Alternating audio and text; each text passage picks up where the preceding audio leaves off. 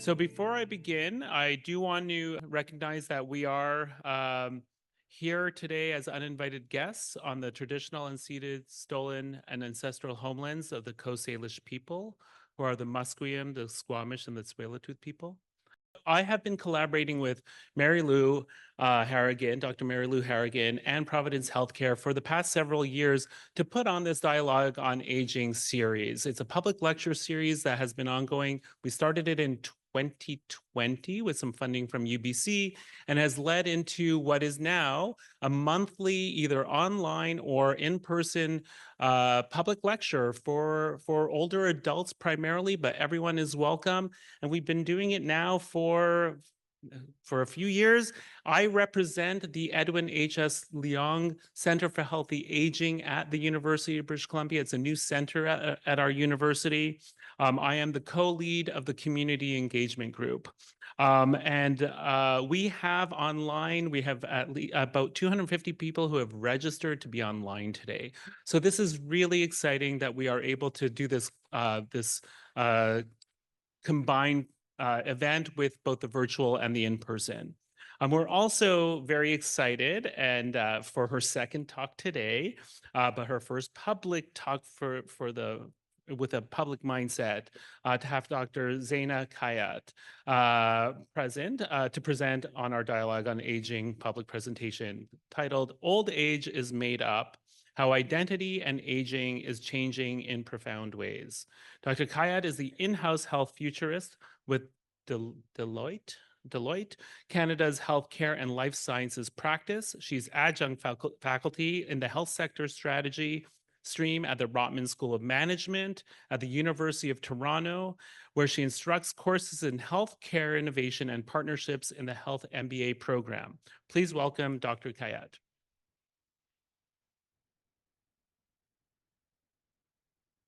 Okay, hello everyone online. To make it easier, I'm going to kind of do a traditional keynote talk. I don't usually like to do that, but that way then we can have some time for discussion, 15 minutes. So those of you online, if you've got a burning question, throw it in the chat. We'll either deal after Mary Lou or Eli or someone, or just look at it and then we'll facilitate that. Okay, so we're all here talking about aging. It's not a disease. It's just a universal experience. We all know it relates to so many parts of life, well beyond healthcare. I think, the turning point is what we've been discussing kind of this weekend is there are more people alive over 65 years old right now than in the history cumulative of our entire species. Okay. This is unheard of for our population as humans to have this many people get to this age. The average age most people died for 99.9% of the time we've been humans is like 18 years old. Okay. So the social constructs we have, the institutions, et cetera, we're not really built for this. We see what we see now, but extension of life is on an exponential curve, and the growth of our population is therefore an exponential curve. And it's going really, really fast relative to what our biology was used to for 100,000, 300,000 years, and what a lot of our systems were for. I mentioned this morning, this year, Canada enters the new category of the super aged. So that's your dark burgundies on this map. So that's where 20% or more of your population is over 65. Again, very new for the earth. And we're kind of one of the first to go. Japan and Italy and others have been at it for a while. So this is why this kind of thinking and work and getting ready for a very different paradigm is key. And that's kind of then why we wrote the book, Future of Aging. Who won my book, by the way, who are you? Oh, way to go, Dan. Kim Ji-young. You can get this on Amazon. I think we have, or we will make chapter 1, which I'm going to mostly focus on about the identity, or sorry, chapter 5 about the identity of aging, available to all of you for free. And if you want to know more, just get the book. Proceeds go to the Foundation of SE Health. So I think that's why we did this, was all of this coming, we didn't have a place to talk about it. Myself as the head of futures in a large senior care org, I was like, if I'm going to create the future of senior care, I better understand where senior care is going and aging is going. So that's part of why we wrote the book, a little bit like a Bible, so that we could design properly for the future. So I mentioned this morning, to do the research, we looked at 350 signals we collected of something is going to be very different about aging in the water supply. And then we kind of let the data come back and tell us how are those signals coming together into some big themes or trends. And that produced the outline of the book. One chapter is about housing and community and place and living. The second chapter is about what the future of aging will do to healthcare and health interventions. Chapter 3 was all about tech. Chapter 4 was the economy of aging, labor force participation, wealth transfer, all that stuff. And then chapter 5 is the identity of aging. Now, of course, after we sent this to the printers and every time I do the talk, it informs all the others. So it should actually be chapter 1, which is why I say it, because I always start with the identity of aging. It's because the identity of aging is fundamentally going through a shift. It affects how the other 4 areas manifest. So that's kind of, I'm going to double click on that. And then I'll do a little bit on the other chapters just to show how the identity of aging affects them. So, visually, and I think I even saw a picture earlier when you were doing maybe your land acknowledgement or your introduction of like 2 people on a bike kind of riding, this is part of the identity of aging shift. We will look at more and more when we see iconic icons like this that have like kind of hunched over, frail, that affects your mindset, right? And so it'll be more like grandma here, So that's a bit of what we unpacked. So I'm just going to share a little bit of some of the signals, some of the trends, some of the observations that are kind of consistent with this very different identity. To boil all the research down, we kind of boiled it down into 4 big shifts. That's kind of how we organized the chapter. A very different place of reflection, late in life, like, oh, look at my past life, versus this kind of constant reinvention, a very different kind of role of being the older, the wiser, around, just I've done all this, now I'm going to go retire into the sunset and nobody gets the benefit of all this accumulated knowledge, to a much different, more wisdom orientation. This particular, we really leaned on observing the elder in the Indigenous context or Aboriginal context, because that's already how they've been operating. We're just catching up as settlers. A whole look at sexuality and how much trauma has been associated with conforming to sexual norms, gender identity norms, and then what those shifts are looking at with authentically enacting those things. And then just death 2.0, really, pretty much. Our kids are going to look back at how we did dying and be like, what? That's like bloodletting. So, the title for this, I think, came from one of my favorite quotes. So Joe Coughlin leads the MIT Age Lab. They're probably the best think tank, do tank that's at the edges of the future of aging that I like to follow. I'll reference him in a second. That was his quote. So I'm going to start by playing a video. Yeah, maybe you can help me. Oops. Yeah, let's learn about image. Hi. Would you like to try the world's first aging cream? I'm not interested in that. It will actually make you look older. Why would I want to look older? Don't you want to look older? No. No. It will help you in the workplace to feel more confident. Don't worry More about reliable. confidence. I am confident. It'll help you with pre-presentation panic. Okay. Then starting towards maybe a little bit more interested. Do you want to try it? Maybe I'll try Wanna it. try Check it? on Yeah. weekend, but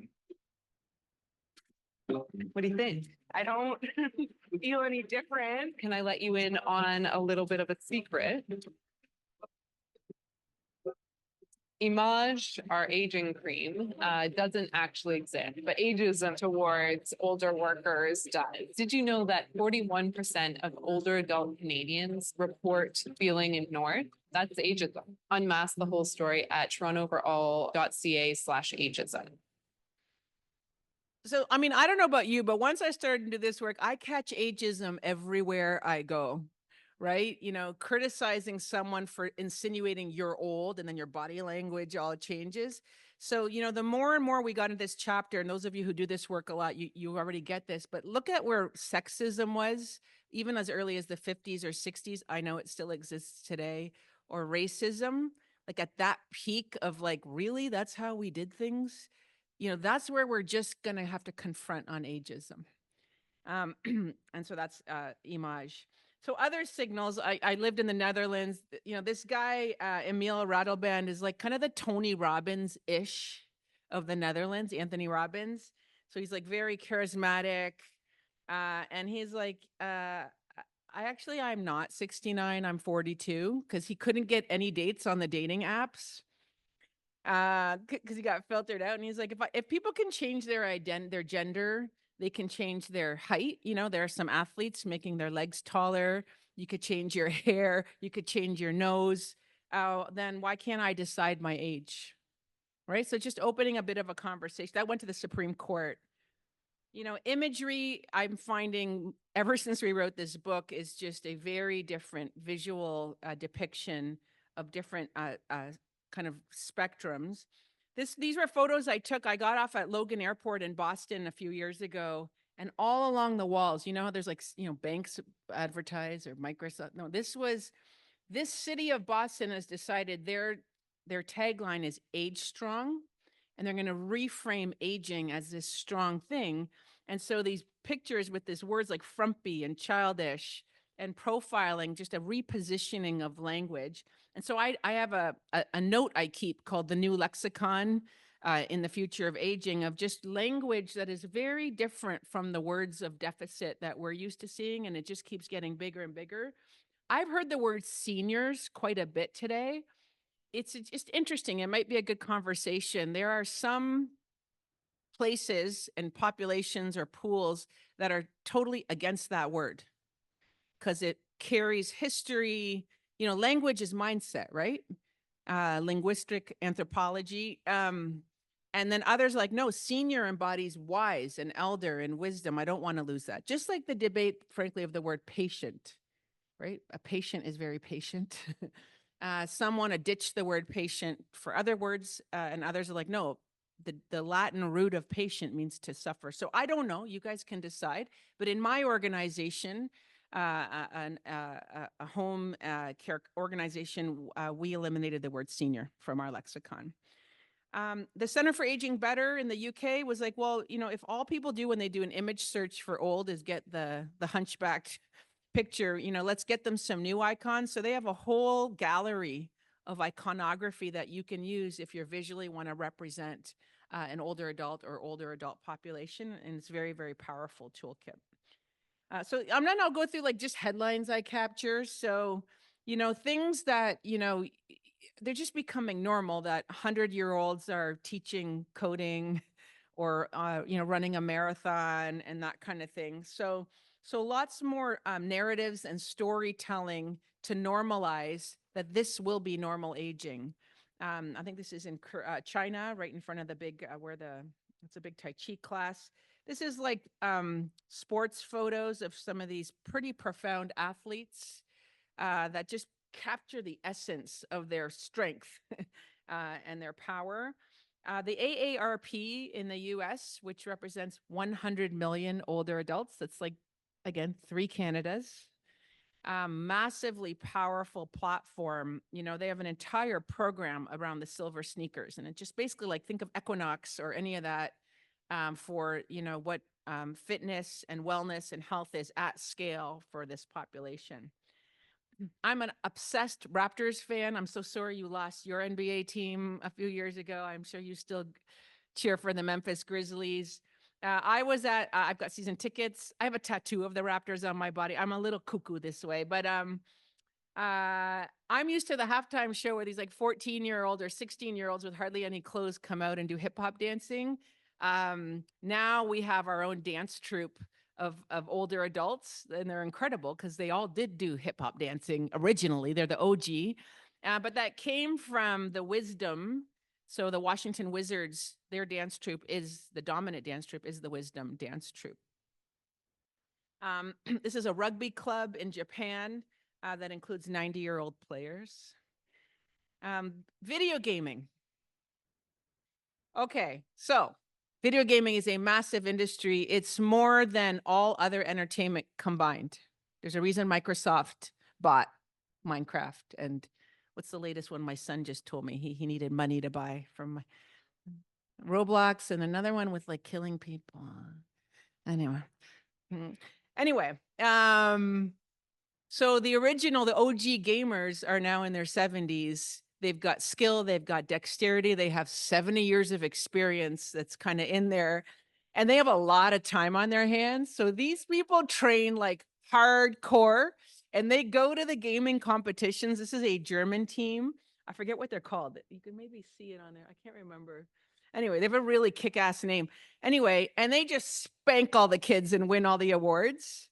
And some are making a lot of money. Next kind of category is now more arts and music. So dance troops, choirs, music troops. This is a pop band in Japan that everyone is over 100. I love these. So raves. I met quite a few people from senior living. So start some silent discos. I love this one. In Germany, there was a big metal band that, again, was in the formative stages of the 70-year-olds' lives, and they like kind of busted out of the nursing home and went to the mosh pit of the concert. Again, more photography and neat ways. So whether we in public goods or parapublic goods choose to rise and evolve our own identity, our own social norms to meet this ship that has left, it's sailed, others are capitalizing. So Joe Coughlin from that MIT Age Lab wrote probably one of my favorite books on this, particularly, his frame is around the longevity economy. Because if you think about today's boomers, when they were born, we created an entire new class of medicine called pediatricians. We didn't have them, okay? We need as much of a complement from like none to 400,000 pediatricians in North America when the boomers were born. We need at least that much of geriatricians. And those of you who are that, we're not even close. They created McDonald's. They created fridges. They created suburbs. So these entire markets that you and I think is completely normal never existed because this group kind of beachheaded it. So that's kind of the point of his book is we don't even know what new products and services need to be created when this population is 1 in 5 of us, which has also never happened. But a signal is something like Procter & Gamble, who makes your Gillette razor and your Tide detergent. I used to do a lot of work in consumer goods consulting. For a P&G to create a new category, right? Detergent, shampoo, whatever, is like a once in a century thing. They all now have categories around the aging population. So with P&G, it'll be around skin, around incontinence, and things like that. Linked to that, why the consumer brands are going to go a little bit faster than our ability to keep up is, they know how to put the story together and the imaging and the branding, right? So, this is Perennial, a type of a drink that's got probably the same ingredients of Ensure and Boost, but a very different aspirational brand and experience and language that you want to be part of. So the old days of what I call the 3 Bs, big, beige, boring, ain't gonna work. This is a scooter. Imagine, the whole city, people are, instead of like, again, gray, beige, black, industrial looking means of communication, even walkers, and like, it's just not designed for kind of meeting people where they're at. And then kind of the last area is around death 2.0. Every piece of the value chain, planning for death and the end of life, what's done with the remains, composting, recomposting, cremation, the whole, celebration or acknowledgement of the life, the funeral, the obituaries, how that's done, the will, doulas, and then memorializing after, right? You guys have seen, with AI now and virtual reality, like if somebody died, you could have them next to you all day as if it's them. with their voice, their look, their I'm not telling you to do that, but it's just we're able to do things and challenge. I think our kids will be like, when someone died, you put them in a box and dug it in the ground and put them under the ground. Like that's going to seem like that'll be a very minor part of the experience, as people will kind of die on the terms that they want. This is an entire market that's yet to be created. When I was at St. Eliz as our chief futurist, I was just telling somebody, we had a little venture capital fund. I think Providence has a fund, if I remember correctly. We invested in 2 of the companies that are reinventing death because we knew this was going to give us a big return on our investment. So kind of that's the summary of this chapter. The way the book's written is we kind of frame up the issue or the topic in each chapter. Then we share a narrative or a story of somebody kind of experiencing aging in that context today.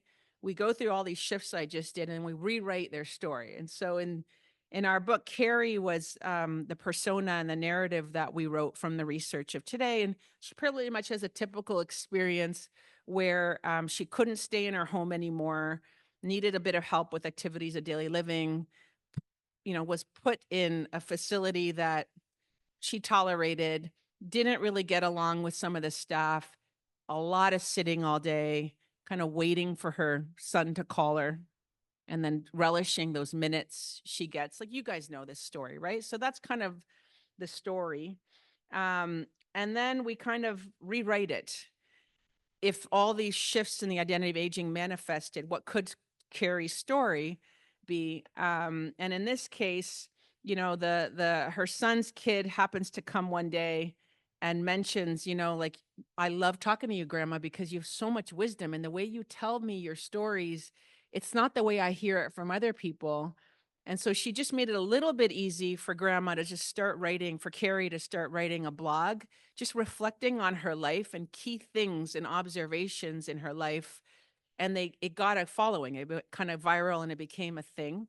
And then she confronted a story that she never really had the space to talk about, which was that although she did get married and then divorced, she actually was in love with one woman her whole life. And she never could talk about that. And so that came out through the blogging experience.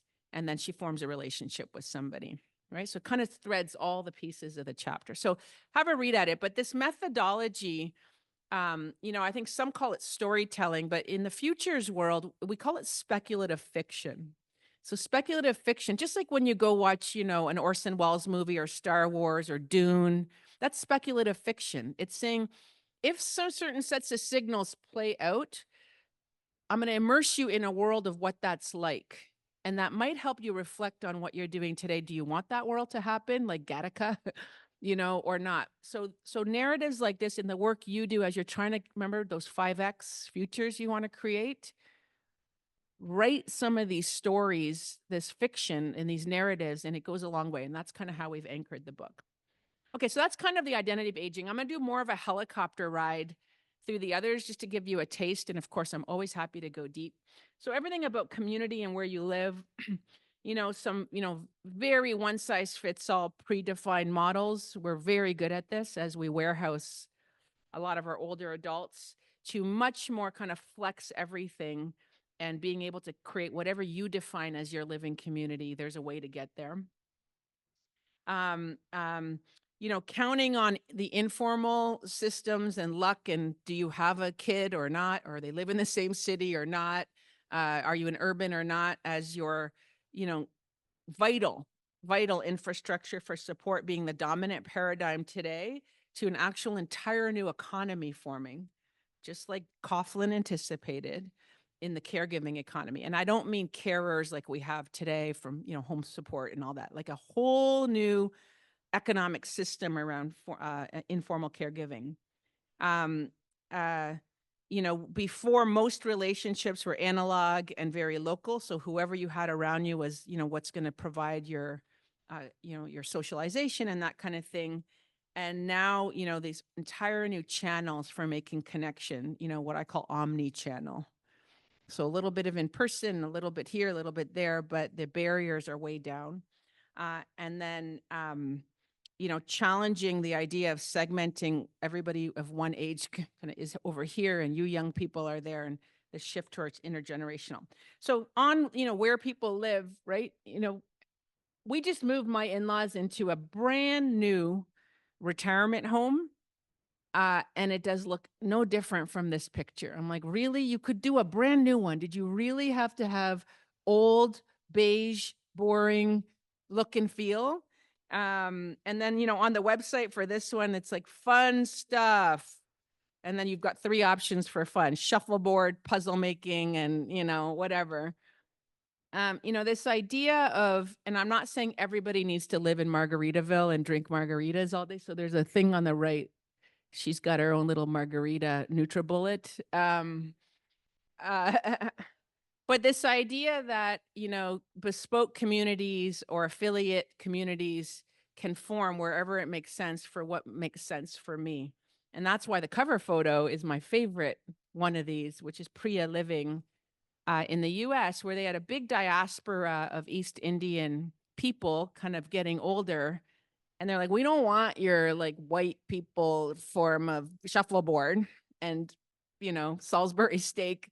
And so, there's a market for this, of kind of the energy and the colors and the attitude of that kind of Bollywood-ish. But this is like full on senior care, nursing home care. Like this is not, the well-to-do and the healthy, well kind of older population, but really a different value proposition. And we're starting to see these emerge, LGBTQ ones, Chinese. We've got a big one in Ontario. There's a big development that we've been working on of the Vietnamese community, religious, whatever. So that's that. Interesting, our housing model, this is again where paradigms shift. Our entire model of, the ideal is a detached dwelling that's meant for a heterogeneous couple with kids. That was a Catholic construct of marriage from way back that drove everything. If 2 widowed women wanted to co-live together and own a home, that wasn't allowed, right? So a private member bill was put through a while ago in Ontario called the Golden Girls Act. Because like, how did they do it on TV? For the young people, there was a TV show called The Golden Girls. One had a lot of sex. One was like really mean and hilarious. The lady at the left. Anyway, there's Betty White. There's a reprisal, I think, of The Golden Girls coming out now with some SNL female comedians. But just the fact that our policies were not set up for this type of a housing construct. So just to show you, keeping up. Other ones, this is what I worked on. So we created a business called SE Home to create a new class of stock of highly affordable housing that older adults want to live in. So it meets their aspiration and their design aesthetic and all that, but with rental, because they don't want to own, but with the healthcare services built into the rental price. And then after 4 years of working on it, the language came out. It's called House as a Service. And more of these kind of rental plus health bundles are coming out as a business model. Back to kind of creating community. This is the world's largest bowling league, but no one leaves their living room, right? Just using a Wii controller, highly competitive, leaderboards, tracking, etc. Intergenerational, I think that's been finally taking off, I'd say, in Canada and North America. It's been standard, as you guys know, Denmark, Sweden. They had to combine people who have too much house but also need help with students who don't have a source of income or a place to live, with those 2 populations in many ways. And then now, of course, in the gig economy, groups like Papa emerged that is literally like an Uber for grandkids. It's like, I just need someone to go pick up some bananas from the store. The youth sets their price, and then they go get you your bananas and things like that. Papa has evolved significantly kind of coming out of COVID. Okay, so the other big area is this new caregiver economy. So a whole new set of products, services, solutions, payment models for you and I taking care of our family members that really didn't exist. I work in benefits for employers, health benefits. you know, every one of them is now asking for something for their worker who's, you know, losing time off work or stress because of mom and dad. So let's just see kind of what that's going to start to look like. Good morning, sir. Ready to get up? Let me get your feet up. How you doing today? Good morning. I remember always looking at my dad's arms, like when I was like 8, 9, 10 years old. He had arms like Popeye. He was a tugboat captain, and I so admired his physique. And now it's a different story, you know? And that's just the way it is.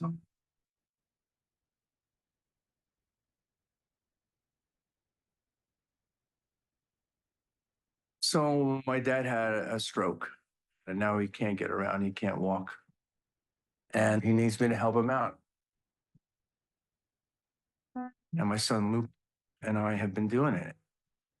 And I'd do anything for him. I can give you a really good mohawk.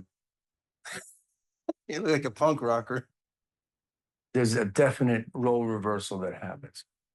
I have to wake him up in the morning and take care of him and groom him and shave him and shower him. It's actually an honor to do that for your father because he did it for me when I was a kid. My dad's got the greatest face. His squishy face is just amazing. He's sort of thin skinned and I don't want to cut it at all. So I got to be careful with that face. Like he'll just say, do this, do that. You got to make sure that you shave my neck down. You got to do my lips up. You know, he was really particular about his sideburns. That's where your sideburns start. I'm not going to touch your sideburns. Okay, good. Okay. How am I doing so far, Dad? Okay. You know, it takes me like a half an hour to shave my father because I have to be so careful. Can't live without it either. Okay, I will. Oh, there we go. Okay, good. I love that face. Hi. I'm one of the lucky ones. A lot of my friends my age did not have their dads, and I still have my dad.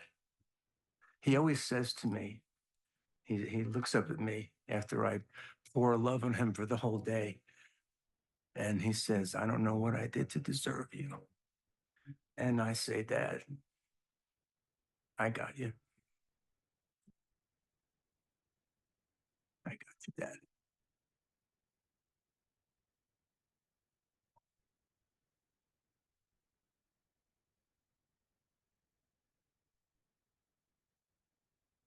Told you to put the right mascara. Sorry. All right. So Gillette is the world expert in making shavers, and they didn't even know that there's a lot of people out there who are shaving their mom or, you know, not their mom, maybe not their mom, but their dad. So this is a Procter and Gamble company. So this is the essence of this new caregiver economy, the new products coming. When Gillette launched this, our futures team, one of my chief innovation officer, she's a nurse, Mary Lou Ackerman. Some of you might know her. She just retired after like 35 years as a killer nurse. Not a kill. She didn't kill people. She's a great. We contacted Gillette and we said we need this product in Canada. And actually, we launched the product with them using Mary Lou as the son and her father, who had severe dementia. She had put him in a home because for him, feeling shaved was how he felt good in a day. Just, it was so important. And she recognized everything in that story. And so anyway, maybe after we can share that video, that's public as well, of Mary Lou. This one just makes you cry a little bit more. That's why I chose this one. Okay, so that's about community. So health interventions, I mean, this is your expertise, so I'm not going to get into too much. But this idea, literally in the Uber coming here, the taxi driver, I told him what I was doing, and he's like, "Oh, I just heard a news article today about some kind of a way they can fix, kind of decline of your genetic material to reverse aging." I'm like, "Yeah, but that's not the goal anymore, is to keep you alive at all costs and, treat aging like a disease." you know, the shift is I decide how I want it to go, and it's on my terms. And if I'm okay with, you know, physical decline, then I'm okay with physical decline. Like, you don't need to fix me. So that's a big observation. Much less about cure and reversal to adapting. Um, Way less of the medical model. I mean, we heard that even today in that TAVI, which is as medical as it gets, I think today, but that they knew you're always going to hit a ceiling of quality without the full, you know, other determinants. And then just accepting, you know, kind of like HIV. It used to be if you got HIV, it was a death sentence. Not anymore. It's a chronic disease. Cancer will be like that very soon. Same thing. Right now, Alzheimer's, right away, you're like, that's it. I'm Bruce Willis, you know. So just the evolution of much more ability to kind of get in there on, you know, reminiscence therapy and neuroplasticity, et cetera. So like I talked about, you know, if for the longest time, you know, we had really, really amazing health span, and then like we bumped into a saber-toothed tiger and dead. But you know, we were out there, we were exercising, we were in sunlight, we were eating the right foods, et cetera. Match the circadian clock. And then, you know, we've now pushed that life extension, but the quality, as you guys know, declines. And we will not accept if right now the science suggests if you do the right things, a baby born today could live to about 120. And others think we can get to 500 if you look at, you know, what's in phase 1 and 2 clinical trials for like literally turning off the genes that cause you to age. We will not accept that we're going to be in decline for those, you know, 80, 90 years. So this is, you know, the new goal of healthcare systems. If you think of the metric we've been using all the time to compare Canada to everybody else's healthcare system, what is it? Life expectancy. Like, is that really the goal? To keep people alive? But like, that's such the wrong metric, right? And so this kind of shift of the goal of healthcare systems is to kind of match health span and lifespan for as long as possible. Our research institute, when I was at SC Health, really wanted to work on rethinking the whole model of how we do care for the elderly. And so I can't get into this in too much detail, but you know, we really created like an aging across the life course view of when you outsource your agency, that's all healthcare is, right? You just outsource it to somebody else when you can't take care of things yourself. You know, instead of us deciding what that's going to be, this idea that first of all, when decisions are made about a care plan or interventions or whatever, instead of just taking in the blunt inputs, kind of like what we heard in the TAVI of like demographics and some, you know, medical stuff, physical determinants, you know, all these other factors become part of the input. And then most importantly, sure, when you're at the left side of the spectrum, maybe the majority can drive on a preferences-based approach to their care. So it's easier when it's what I prefer. As I get towards end of life, I might be willing to give up more of my agency, and it'll be a needs-based because others can help me a lot more, but that's not for everybody all the time. So one of you in this room might still be a preference-based approach even at end of life. And some of you, even if you're at the healthy at risk, you still want others to take care of it. Maybe you don't speak English. Maybe you live alone. So that's this idea of kind of maximizing choice and affirmative aging on your own terms. And how do you design your entire care system for that? Some other models I get excited about, I think, again, we keep building more facilities to absorb the demand of healthcare. You know, other places, you know, in the US, this is a very common model. They do the ER at home. This isn't just a nurse. This is the full ER with the equipment and everything because it's very small and, you know, dephysicalized, and incredible results with a business model that works. And then the National Institute for Aging, you know, has, you know, put out a framework for, you know, nursing home at home is a very viable model. When COVID hit, our team basically designed a nursing home at home model where like we can deliver, here's the price. We guarantee these people will do way better than, you know, what we were doing during COVID. And the ministry did not trust a home care agency to do that. So they just resorted to keeping people in hospital. Another version of kind of challenging form standards or norms around memory care. So this is Town Square. This is a nonprofit foundation in the U.S. That, strip malls are kind of going the way of the dodo, right? People don't really go to places to shop that much anymore. They're all empty, especially like off highways. So easy to get real estate. Also, big malls are kind of all, Sears is gone. Um, so they recreate the experience of when the current older population had their most formative memories. So it's a science-based kind of reminiscence therapy intervention, but it's a day program, and they wanted to purposely keep the cost at what daycare costs, if not less. So $95 a day for daycare, but it's actually therapeutic. It's not just leaving somebody for somewhere. So very scalable business model run by a foundation. Okay, on technology, lots going on with tech. So from this idea of we determine your life stage purely based on kind of biological inputs to the ability to really extend what would have previously been a definition of your age or your life stage with technology. So kind of augmenting the laboring body, augmenting the cognitive, and really extending independence, all these things, that's kind of the framing of the role of tech versus just tech. From, lifespans forever to health spans, and then the ability to challenge our constraints we've had historically, why we had to centralize people in facilities because we had to store the equipment and the expertise and all that. There are ways now to challenge those constraints and kind of age wherever. So lots of data now coming out about some of our own mythology about older adults and technology. Every year, Pew updates this.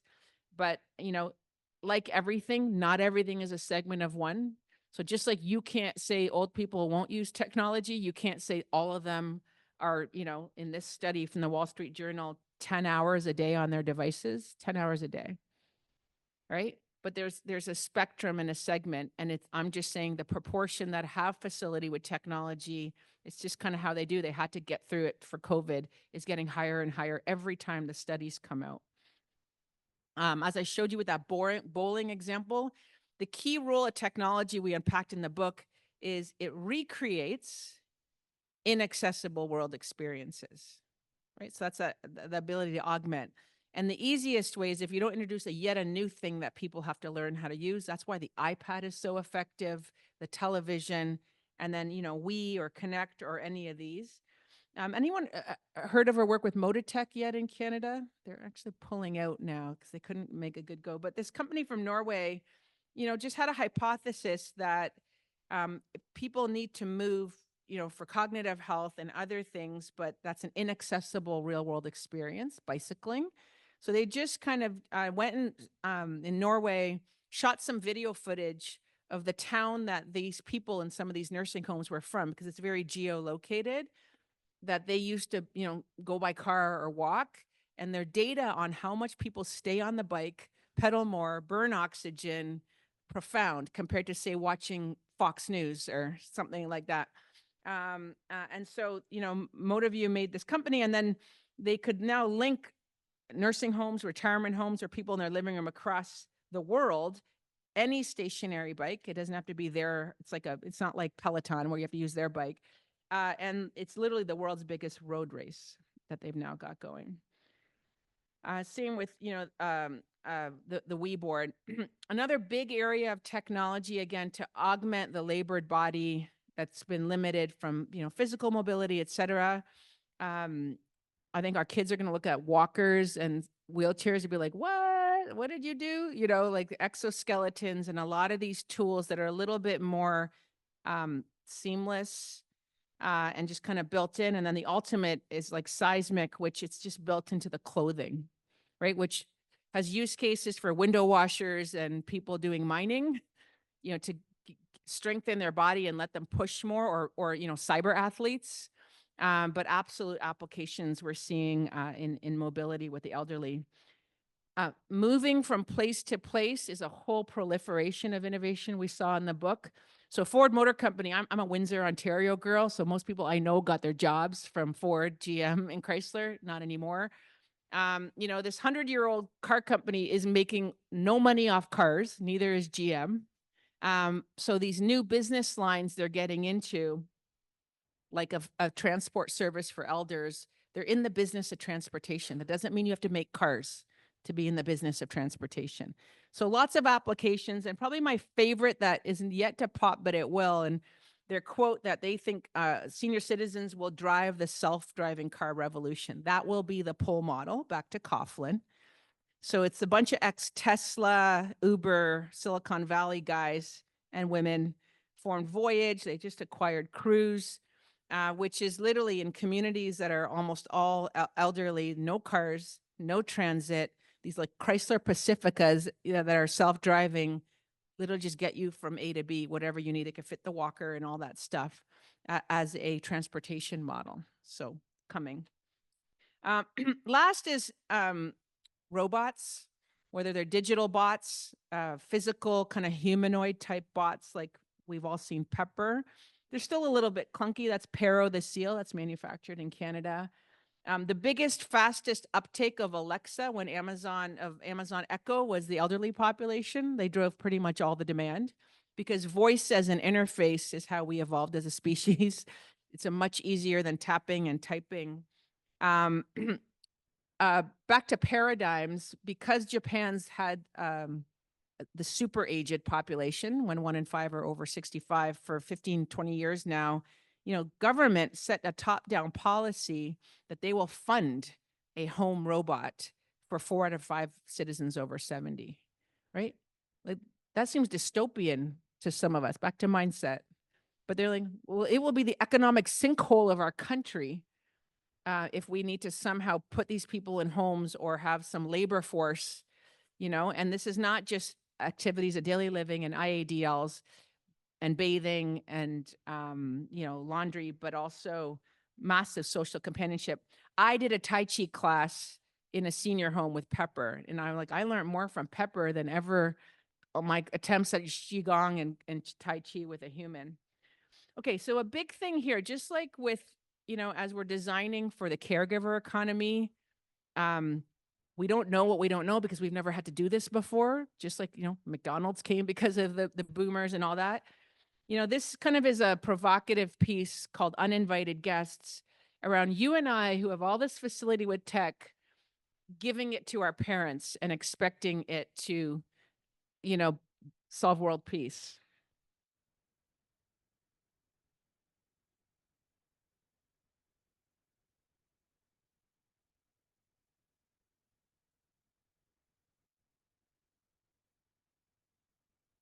Shipping forecast issued by the Met Office at 22:40 on Saturday the 18th. There are warnings of gales in all areas except Trafalgar. The general synopsis at 1800, Iceland 960, drifting slowly east and filling. Low 250 miles northeast of the Faroes 950 by 1800 Sunday. High Trafalgar 1033, slow moving with little change. The area forecast for the next 24 hours. Viking, North and South Utsira, 40. Is it Chinese? Is it Japanese? James thinks it's Chinese. This little vase is Japanese, and there are there are several things that we look at. If we first look at the little band that encircles the neck, yes, do you know? I've never heard. They say 150 pounds, 150. Any accounts in 50, 80, 90. 90 pounds. Any accounts in 90 pounds. 29% swing. We are seeing the entire shape of British politics changing before our eyes. Look at that. It is right up. It's almost breaking our swingometer.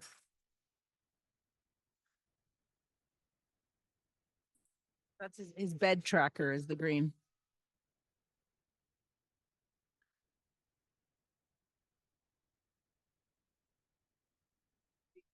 Horrifying column that for the Lib Dems, down 27%.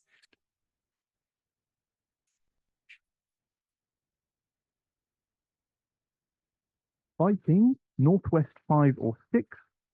Wintry showers, good, occasionally poor. North Utsira, South Utsira, east 40s.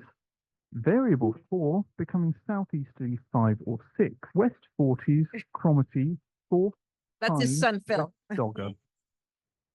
Noah Wiley, no red line for you as well, but let's see, Noah Wiley, is it right? I mean, it's serving the captive all on here on 254. No, I think he probably will. I mean, it comes down. I tell you what, you've got several years of Sundays. Okay. I can heartily recommend. To do the hopeless thing of making that stacks the odds against you. Yeah, I'm thinking crimes. Now in winter, the sharks are focusing all their attention on the offshore islands. Phil and Gina feel really good about themselves. By watching how the sharks hunt here, Alison has learned what time of day an attack is.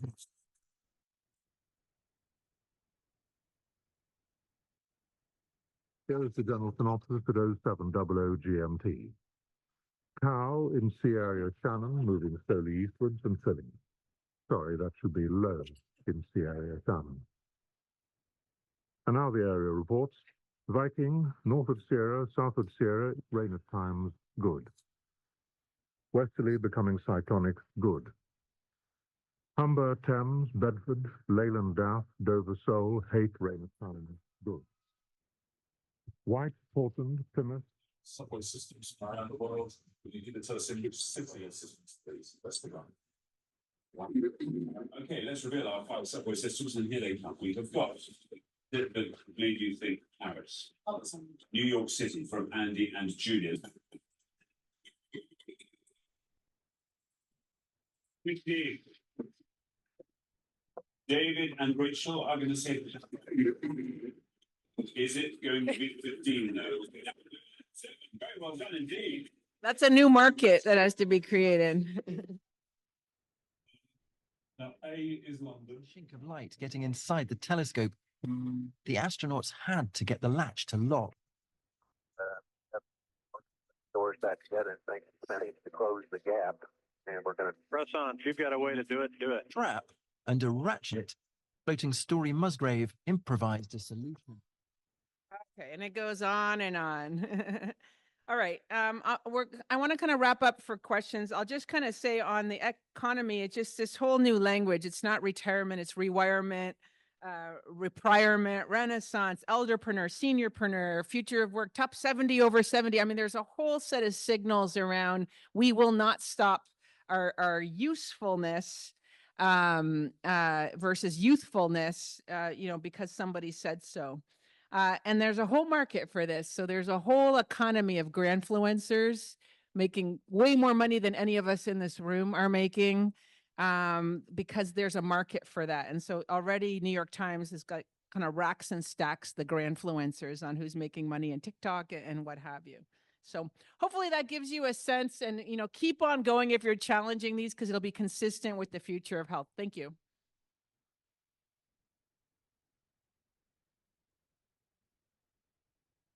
Wow. Thank you so much. That was fantastic. We have about 5 minutes for questions or comments. Anyone? Over here, and then maybe we'll check the Okay, Zoom. let's get the microphone over so that we can make sure that people on Zoom can hear, and anyone in the room with. Hi. Super great session. I'm really thrilled for having you. Thank you for bringing in a very integrated view of the longevity economy, where you've taken a very holistic approach, where the foundations are also contributing towards it, as well as the large corporation. So a balance of for-profit and non-profit.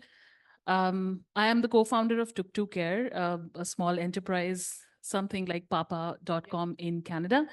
My question is 2 parts. One, as an industry, how do we attract more investment for research, for innovation? And it doesn't only stop there for commercialization and for continued growth. And my second part to the question is that if, as an industry, we have to grow, what is your advice on collaboration of public-private models and for the whole economy to come together? Yeah. So quickly in BC, I think is, the extreme of, people feel like they have to have a cold shower when they meet a private for-profit entity. If that is the attitude of you or the people you work with, it is going to have to stop. right? We are going to need everything to solve this. We use private agents for so many things. And so that's it. And if you're going to have ideology, then you're just going to leave our seniors behind. On the first, I'll tell you, there is a investment thesis around the aging economy. That's why Coughlin wrote his book. That is massive. So we run a venture fund at Deloitte. That's our next thesis. We're going to only invest in aging. I ran a $60 million fund. It's just Canada tends to be 10 to 15 years behind, but it is all over the world. So just go tap that money, private equity, everybody. Yeah. Thank you. And send me a link to your company. I'm very curious. Any other comments or questions?